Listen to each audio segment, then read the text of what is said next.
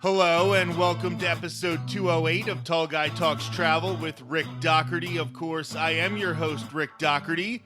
My co-host Maz will be joining me today to finish our conversation about the Orlando Informer Meetup last month at Universal Orlando Resort.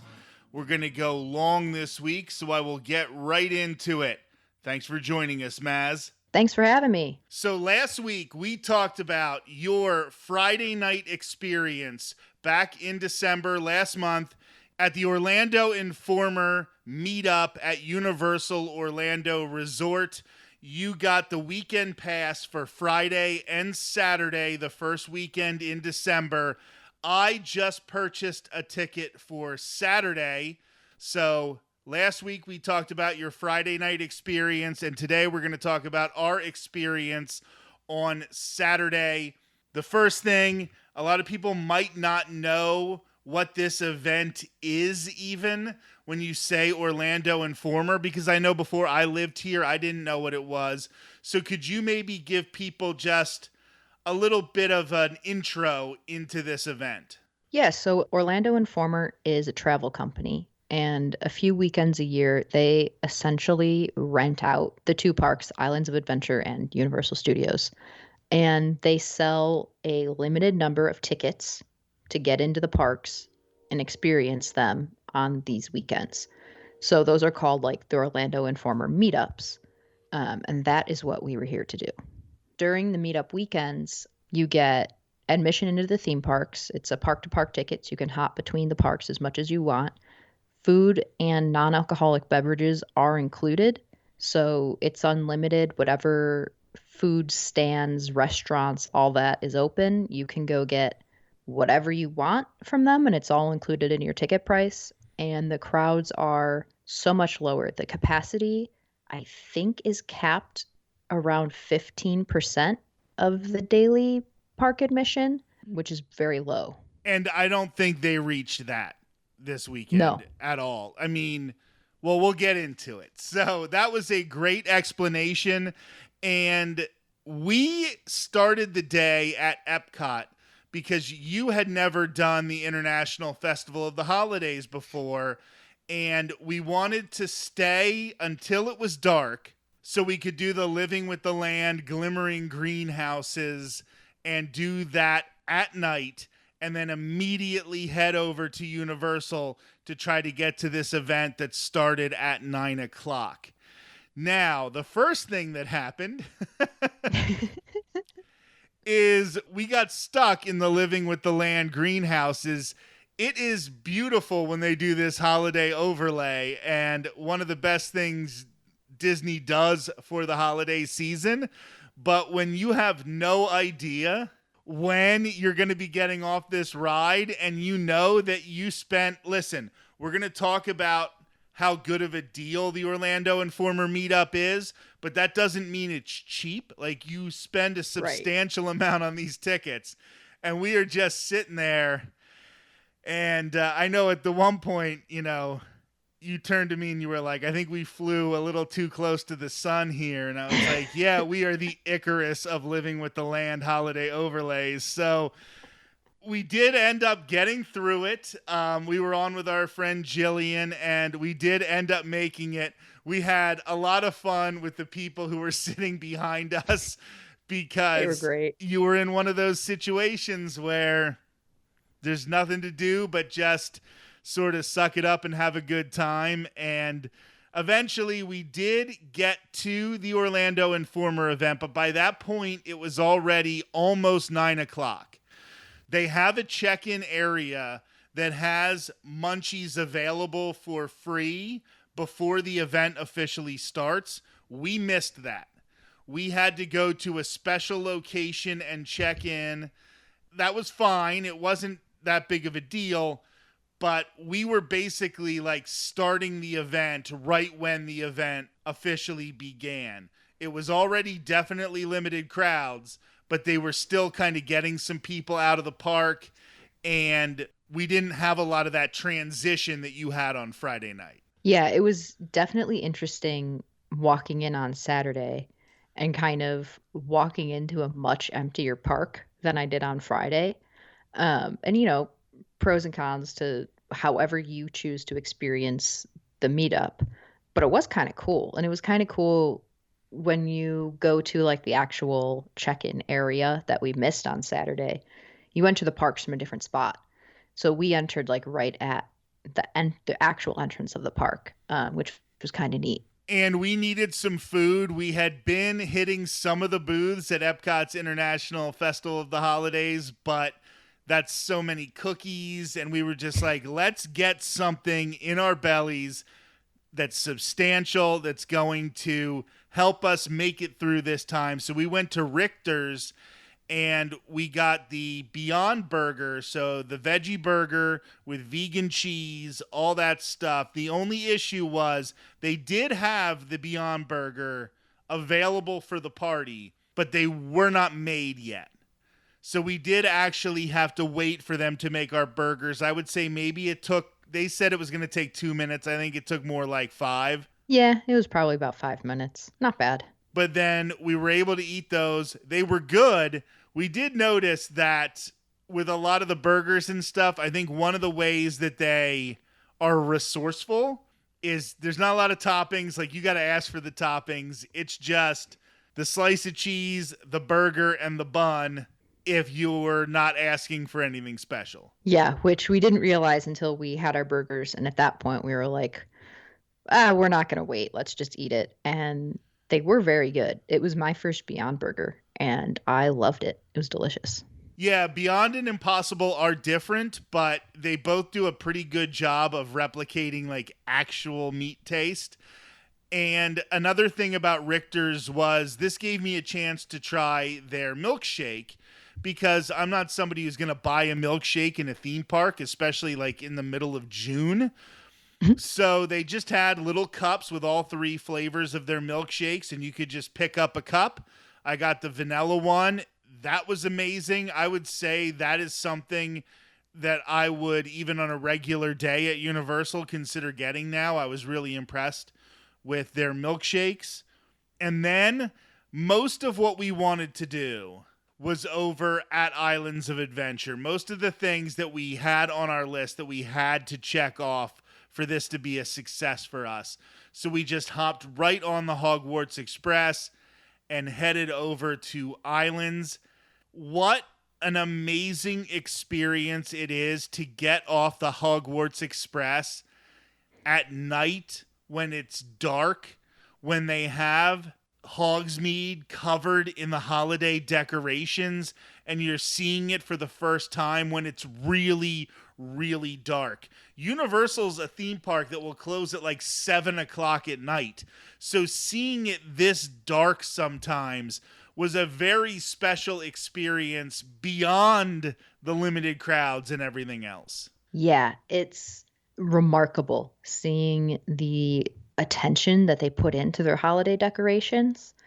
And especially in that Hogsmeade area, year round, the roofs and everything are decorated to look like they have snow on them. So they kind of have that holiday vibe.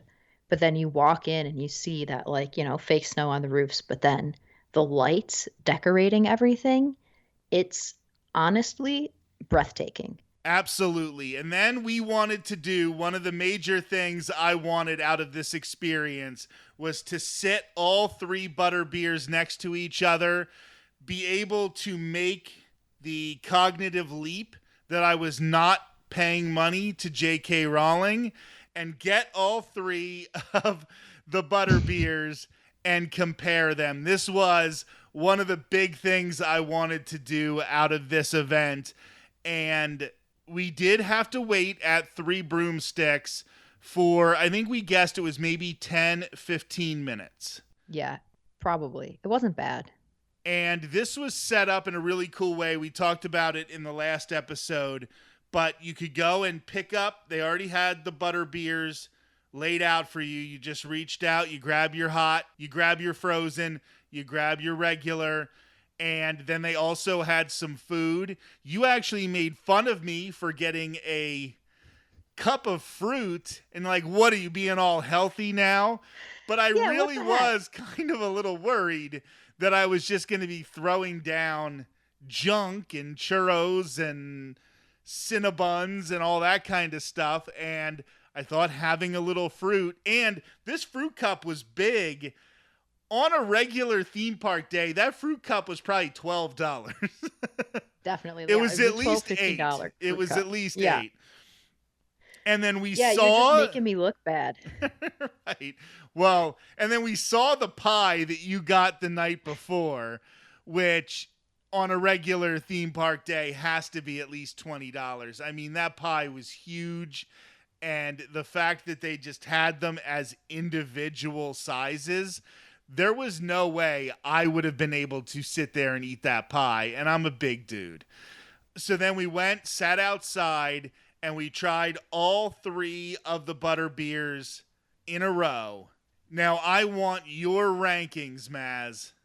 Rank the butter beers in order.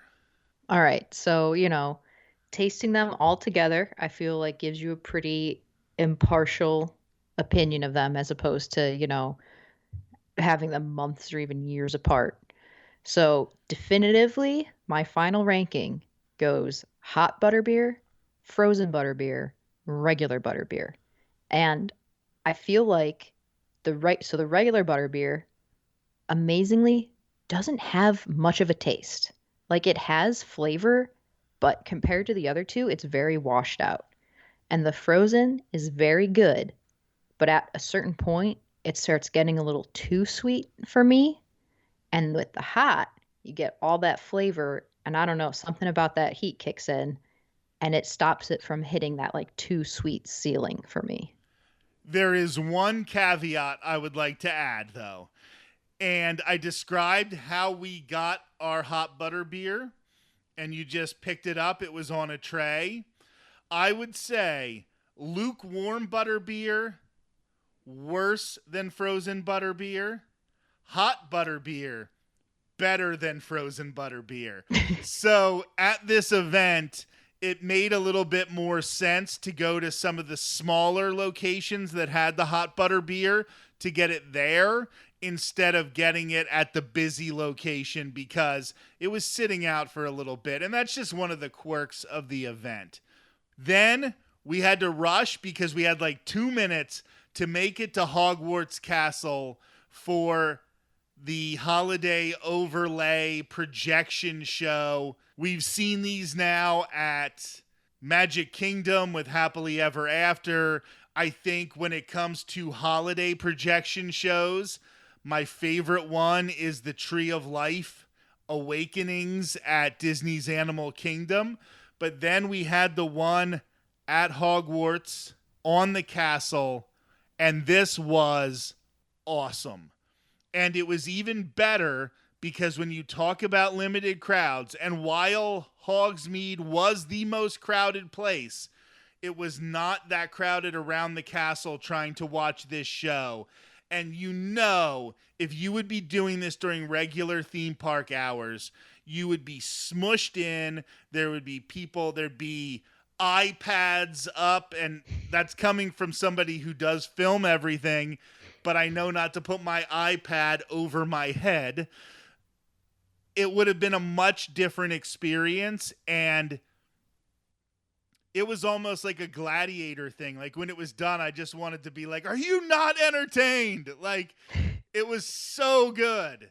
And I was happy to get to experience that show as part of that event specifically because I know we would have had to have gotten there a half hour before it started. We would have been smushed against people.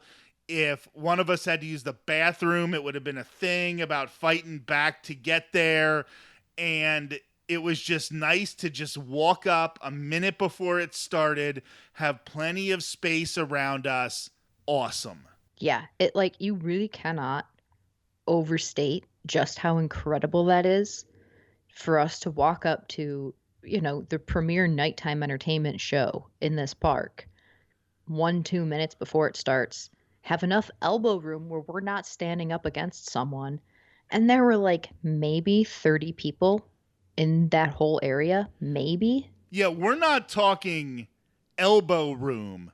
We're talking pandemic. People weren't within 6 feet of us. Like it was that empty in that part of the park. They did run the show like 4 or 5 times, which I have to give Orlando Informer a lot of credit. That show can't be cheap. There are fireworks and pyrotechnics Yeah. involved in it. So running it that many times was definitely a benefit. And then you rode Hagrid's.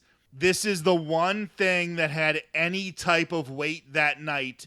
It was a 55-minute wait. What do you have to say about people who want to ride Hagrid's as part of an Orlando Informer meetup? What would be your suggestion for when to try to do it to have the least lines? I would say wait until maybe like 2 to 3 hours, probably like 2 hours before the event ends. There's a dip in the wait time from the people who all try to get there right at the beginning, and then the people who all try to get there right at the end to make it the last thing they do. Because Hagrid's does close about an hour before the event does. They'll stop letting people in line. It's an Orlando noise ordinance thing. They don't have any control over that. Orlando Informer can't change it. It's just the rule. So if you get in line 10:30, 11-ish, that's probably your best bet for low weights. So I want to have a little bit of an intellectual discussion here and talk about the behind the scenes working of theme parks and putting on an event like this. And Orlando Informer definitely, every time they have a meetup, it's a little different what attractions are open for the event, which ones aren't open, what, side entertainment is available. If you were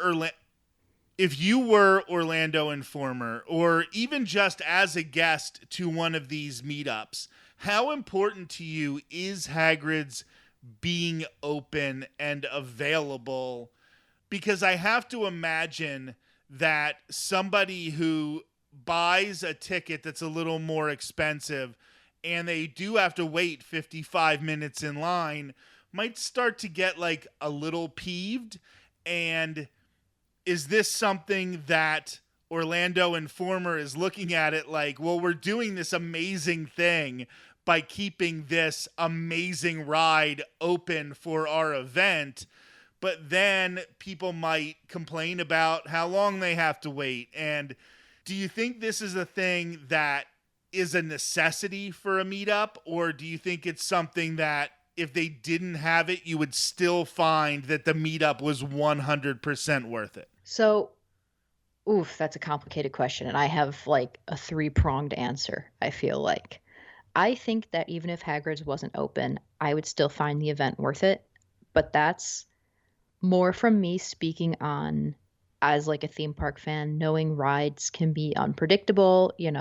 There's always the possibility that you buy a ticket for the event and a ride you want to do is down. That could happen anywhere. It actually went down a little after you did it. Right. So like it can happen anytime, anywhere, any ride. And I feel like this event offers so much that like yes, I would be disappointed if say Hagrid's or the Mummy went down and I wasn't able to do it. But I would still find a lot of value in everything else there is to offer. So I wouldn't let one ride, no matter the ride, make or break the evening. I do think it is an important ride for them to try to run for a couple reasons. One, by virtue of that long line and people standing in line, it's eating people who might be somewhere else in the park. And if you're going into this event and there are lines for Hagrid's and Velocicoaster and nothing else, that's amazing. And if you close one of those two big rides, those people are going to go somewhere. And suddenly all your ride now attractions might end up being a 5-minute wait, which, okay, negligible at best. A 5-minute wait for any attraction is low. But you would see it impact, or, you'd see more people wandering the parks. But I also think that 55 minutes is what we saw Hagrid's get up to. Over the weekend, that was the highest we saw. And I looked it up when I was there because I was curious. And, if ThrillData.com can be trusted. The average wait time for Hagrid's is 87 minutes. So you are still waiting significantly less. So it's an 87-minute wait on a regular day, and Hagrid's doesn't offer express. So there's no way for you to get out of standing in the standard line. Like, that's it. If it's 87 minutes, you're waiting 87 minutes. So if 55 minutes is as high as it gets, that's still a lot better than you could expect on a typical day. Now, your mileage may vary, whether you think spending an hour of your time at this meetup in line for this ride is value to you. And if it's not, then don't do it. I mean, you didn't ride Hagrid's and you still had a great time at the meetup. I don't think that it's a necessity to ride this ride to enjoy your time there. And I think it's totally fine if someone says, you know what, my value, my time is better spent doing something else instead of waiting in this line. That's fine. So then, just to overanalyze everything to the umpteenth degree, if Orlando Informer just said, like, you were thinking about going in December of 2025 and you were looking at the offerings and they said, hey, we decided we're not going to have Hagrid's open for the first weekend of December of 2025, and instead we are going to offer this other attraction that we don't normally open for the meetups, would that impact your decision? It wouldn't. Because, going into the event, I expect to be able to maybe ride Hagrid's once. And if I can do that, that's awesome. That's a bonus. Not being able to ride it at all, yeah, it would be disappointing because I think it's genuinely one of the best roller coasters I've ever ridden. But it's not going to make or break the event for me. I would still find plenty to do. And you gave your little idea for, I didn't want to say little idea. That was the most condescending thing anybody's ever said. It was not. It was not. I don't know why it sounded that bad. You gave your idea for when to ride Hagrid's at one of these events. And I do just kind of want to add and remind people that you can enter at 5 o'clock. Mm-hmm. And if Hagrid's is a 90-minute wait most of the time, I would probably rather wait 90 minutes during the regular park day and then during my party be able to eat the free food, ride the rides that have absolutely no wait. So that's also another way you could go about this and just suck it up, wait 2 hours from 5 o'clock till 7 o'clock, and then you'll be off the ride and you can go check in and you can go to the free food and the free snacks that they have for you and get prepared to do everything else that they have to offer. Now, after you did Hagrid's, I think my absolute favorite part of the night, and it was just something that I was like, oh yeah, I'd kind of like to try this. And I think we were both so pleasantly surprised by how much fun we had at the raptor encounter. The team member who was interacting with the raptor was hilarious. I don't think he took 15 seconds worth of breath the entire time we were there. Now, they did take a break. They had a 5-minute break. And this was something that I thought would be fun when we got to sort of interact with the raptor. But actually, the entire process of waiting in line and watching other people interact with the raptor was just as much fun, if not more fun. So even if you're doing this at an Orlando Informer meetup and you walk in and you see that the line is 5 minutes, you're in the attraction already. You are already enjoying this attraction. And the team member was amazing. The raptor was so fun. They have almost a conveyor belt system where they get video, they get pictures. When I handed them my phone and I got it back. It had video of us, it had pictures of us. I don't even know how in the space-time continuum he got all of those pictures and all that video, but they did somehow, and it was really, really amazing. The way the team members just made that whole thing operate, and they made it so smooth, and they actually took their break when we were next. So we got to see the little, like, shut down the Raptor and then get the Raptor ready to go again. Like, we were right there for that. The whole thing was amazing, and this is something I very easily would have skipped or not even known that they were doing at the event if I didn't really look over the map beforehand. Yeah, this was something that was like yeah, you want to do it, so let's do it. Why not kind of thing that like honestly I probably never would have done on my own. And I'm so glad we did it because it was so entertaining. And that team member was on. I mean, like bouncing around, quick on the take between people, getting all these different interactions. And it was amazing to see. It was so impressive and it was hilarious. I mean, we were standing in line waiting and like actually laughing, listening to this team member interact with strangers. So it was so worth it. And then you watch everybody else interact and you think, oh, that Raptor's not going to get me. It's not going to get me. I know what to expect. And it still gets you. It still gets you. And then we stopped at this was one of my favorite things. I was like, okay, give me a Coke Zero with no ice.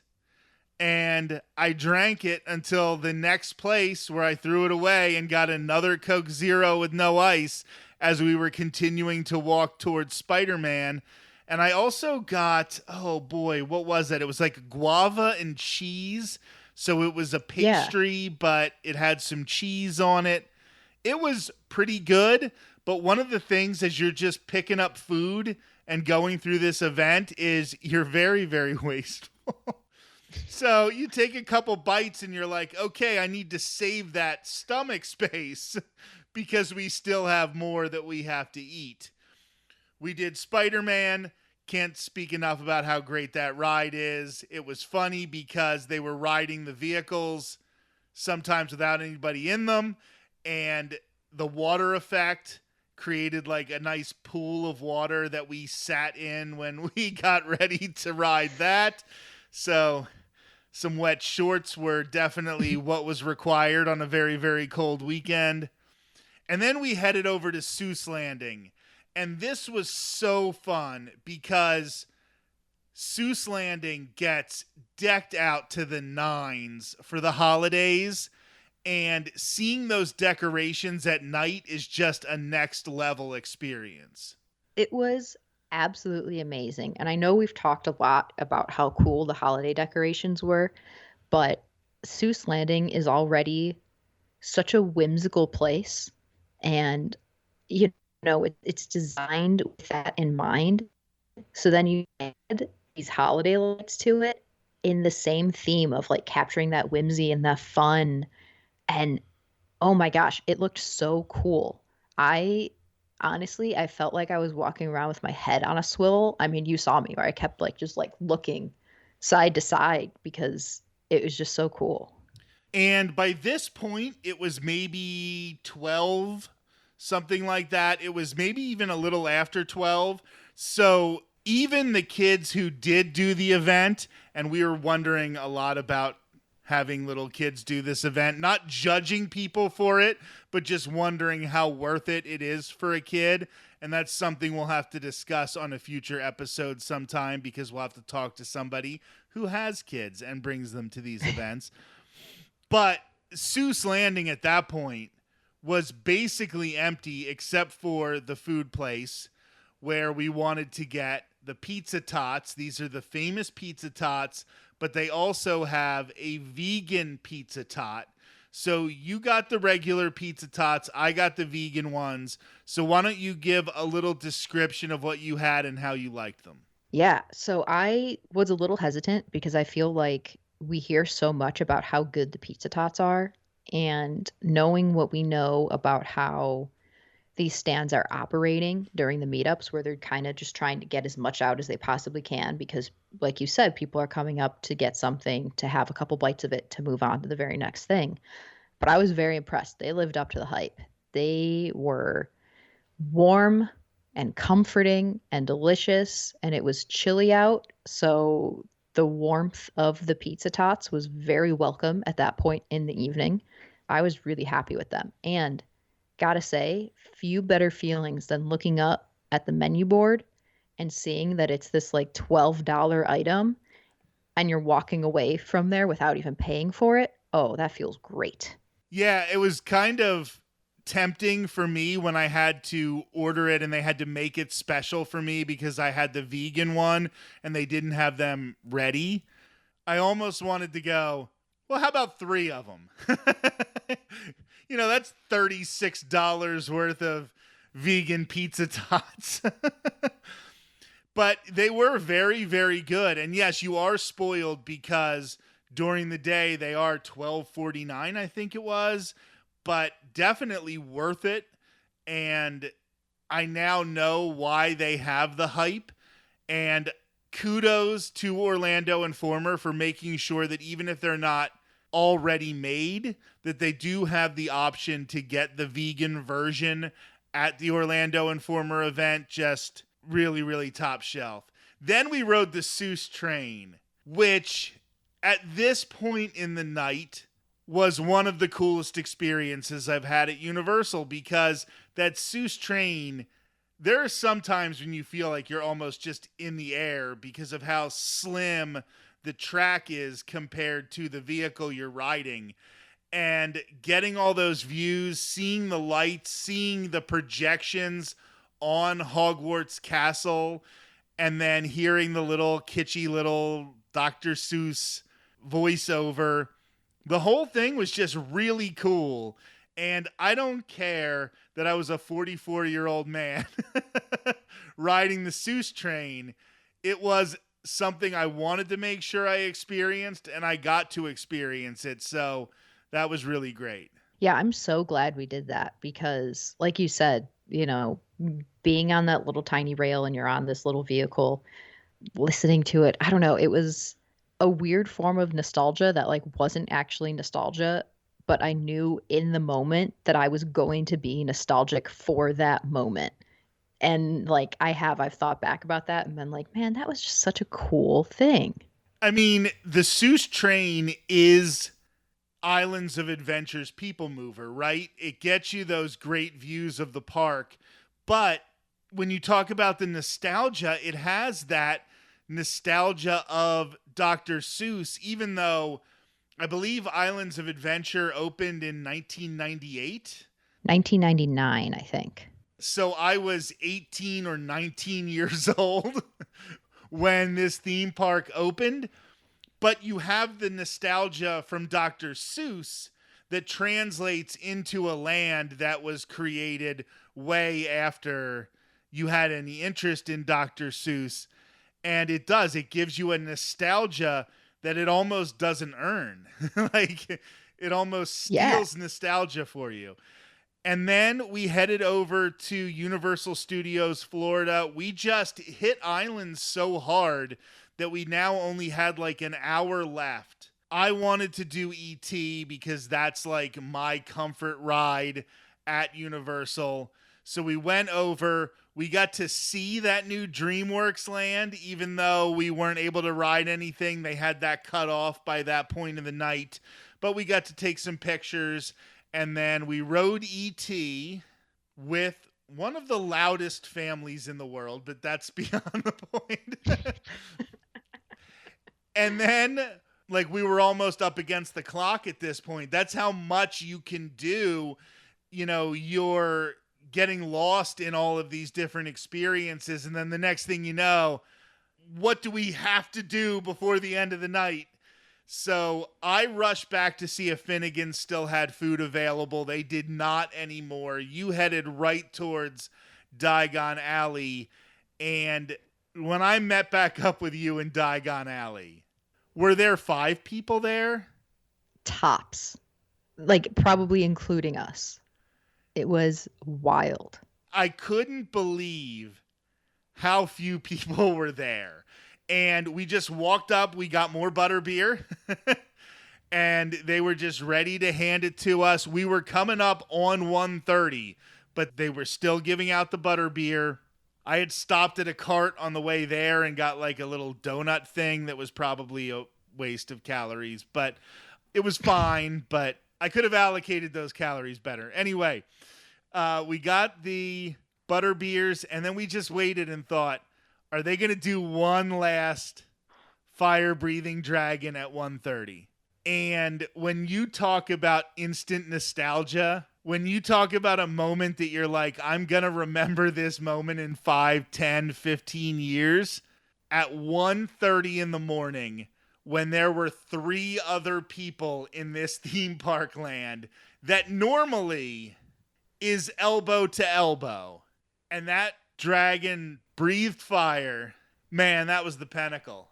That, like, first of all, couldn't have ended on a higher note. But, like, again, that's like something you dream about when you walk through this land as a day guest and it's so crowded and everyone's pushing up against each other and you're like, man, I wish I could be here when it was just me.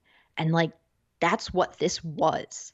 You know, we sat and enjoyed our butter beers and there was nobody there. And then to walk over there and there's a couple other people and you get this like totally unobstructed view to see this happen at 1:30 in the morning. No one's there. It's decorated for the holidays. Like, it's the trifecta. You can't get better. And then I also want to give them credit because I thought it was going to hit 1:30. I thought the second that dragon was done breathing fire, that there were going to be team members grabbing us by the collar. But they let us make our way out of the park. It was even more relaxed than like a regular day at Universal. You hadn't gotten to take a selfie in front of the mummy and you kind of forgot to do that. So you wanted to go back towards the mummy. And then we were able to take pictures of the holiday tree, the big one, which we didn't even think to see earlier in the day.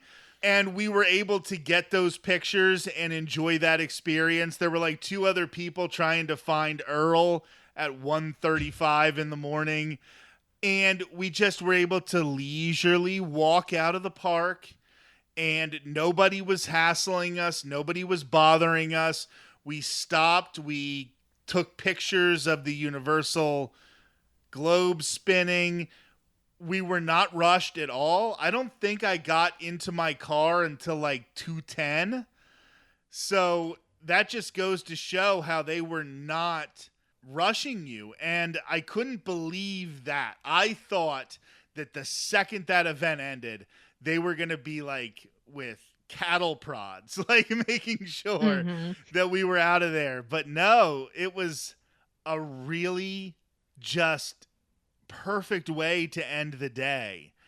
Now, I already kind of know your answer to this, but how much would you say this event is worth it? And I know that we are, we have a theme park podcast, so we love these places maybe a little bit more than the average person. But if you're trying to give the average person advice on whether an Orlando Informer Meetup is worth it for their next trip to Universal Orlando Resort, taking Epic Universe just out of the equation for a minute.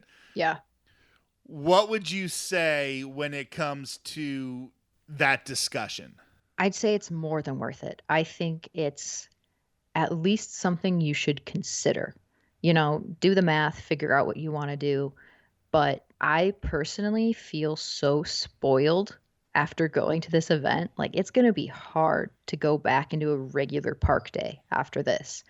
And, talking about regular guests, I have told my parents that they should come do this because they love Universal. They haven't been in several years.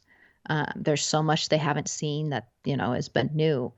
And they really want to go back. And we've had discussions over the past couple of years about taking a trip. And, They look at the hotel and the express and the park tickets and they're like, I don't know, it just seems like a lot.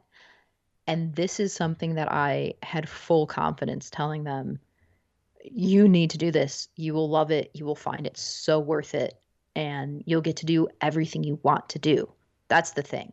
Because for a regular day, you have to pick and choose. Even with the Express, you have to pick and choose because you're still dealing with crowds. This, I did every single thing I wanted to do, most of them multiple times. That's remarkable. And we were at Epcot earlier in the day. And when we got off of Guardians of the Galaxy Cosmic Rewind, Maz was able to meet Star-Lord. And at first we were like, this is so cool. Star-Lord's meeting. And then about 5 minutes later, we looked at each other and we're like, oh, it's going to be crowded, isn't it? Like, they don't bring out Star-Lord because it's a low crowd day. And there were food booths at the Festival of the Holidays that you were just like, I can't wait that long. The Mexico booth, the France booth, the Germany booth. We just skipped them because they were too long. So we went from both ends of the spectrum on this particular day, from an Epcot that was way too crowded for it to be almost at all enjoyable. Like, if it wasn't for the fact that Jeffrey was there and Jillian was there, like, it would have been a hot mess. It would have been gross and we would have hated it. And then you go to this event when there's nobody there and it's just so perfect. And yes, it costs a lot of money, but price and value are two completely different things. I say it a lot, and it's 100% true when it comes to an Orlando Informer Meetup. I said in the last episode, it's dynamic pricing. So I don't know if that's what they call it, but it's essentially dynamic pricing. As they sell more tickets, the price of the ticket rises. I got it 2 weeks before the event. It cost me, after taxes and everything, $250 for 4.5 hours in a theme park. And I tell you what, I felt I was stealing from them. And if I would have gotten it 2 months earlier, I would have saved like $40, $50. If I would have gotten it even earlier than that, I would have saved even more money. So this is something that is a rare opportunity when you talk about the experience of it. It's the rare opportunity to almost pamper yourself, to give yourself an experience that feels like what the rich people, like, this is what being a rich person must be like. I get to Yeah. experience things with less people there. People are just handing me food. Like, that's what I imagine a rich person's life is like. It is really an event that makes you feel special, that you immediately know this is something I'm going to remember forever. And those people you talk to in line who were going for the 6th, 7th, 8th time, I don't blame them. I think this might be the way I do Universal Orlando Resort now. Yeah, I think that's the case for me too. And I remember, I don't I don't want to pit the parks against each other, but I am going to very briefly because I think it's important in terms of, value for your money. A ticket to Jollywood Nights at Disney is 190. So for like 60 more bucks, you get more time in the parks at Universal. You get access to 2 parks instead of 1, and you get unlimited food and non-alcoholic beverage. And Disney likes to do for their special events, for like their after party tickets, they'll be like, oh well, food and drink is included, and it's literally like popcorn and ice cream and soft drinks. And this is like actual food. Like, you can get burgers, you can get fish and chips, you can get shepherd's pie, you can have real full like 4 dinners if you want to, plus a variety of desserts and all sorts of drinks. So I think personally for me, if I were going back to the Orlando area and I was thinking I want to do a special event ticket, I would 100% choose to do the meetup over a Disney party or after hours. And when you say $60 more, that's $60 if you buy it 2 weeks before the event. you know, Jollywood Nights is fun looking. I did it the first year. There were still some problems that first year. I think they have definitely made it better, but this is a great way to pit the parks against each other. There's sometimes when we want to do that because it means we get better stuff. But if they could offer something like this at Disney, they just couldn't do it because it's not Universal doing this. It's Orlando Informer. And you would need somebody who has the motivation to put on an event like this. And they just knock this out of the park.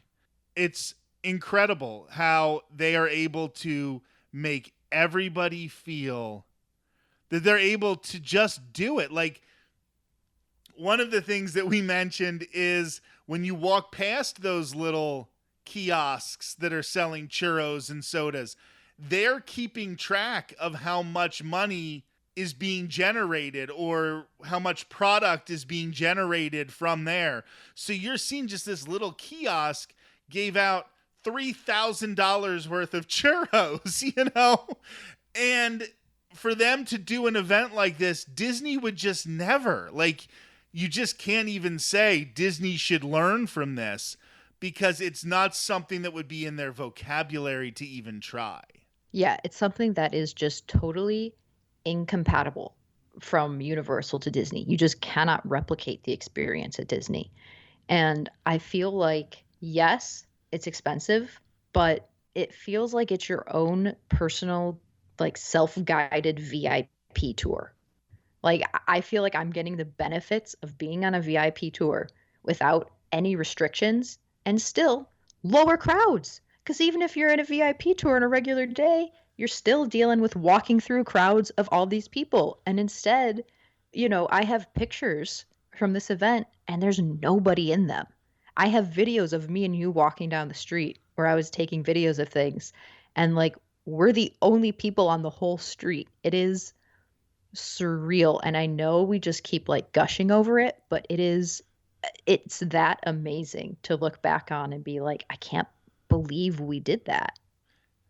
On December 14th, go to the YouTube channel, the Tall Guy Talks Travel with Rick Doherty YouTube channel. I aired the vlog from this event. And I would say about a minute in, we're walking down, what is it, Hollywood Boulevard? Is that the main drag there? I think so. Past where the Bourne Stuntacular is and the Hollywood Brown Derby. And it's empty. There's like two other people way off in the distance. And they're just doing the same thing we are, taking pictures like, this is insane. Like, looking around like you would in an apocalyptic movie. If you've ever seen A Devil's Advocate, like the scene where Keanu Reeves finally figures out what's going on there and he walks out into the streets of Manhattan and there's nobody on the streets, that was what this was like.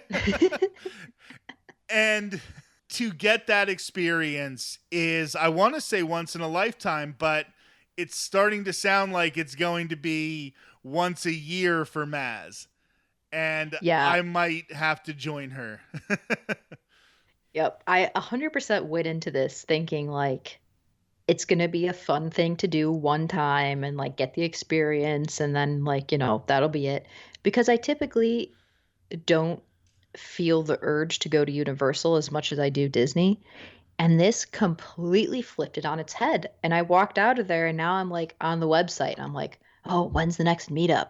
Maz, thank you for A, spending such a great day back in December, hitting these theme parks together, and B, for joining me 2 weeks in a row on the podcast to talk about spending those days in the theme parks. Well, thanks for having me. It was a blast. This has been episode 208 of Tall Guy Talks Travel with Rick Doherty. Next Thursday, I'll be continuing my once-per-month look at former Disney chairman and CEO Michael Eisner. Until then, have a great week.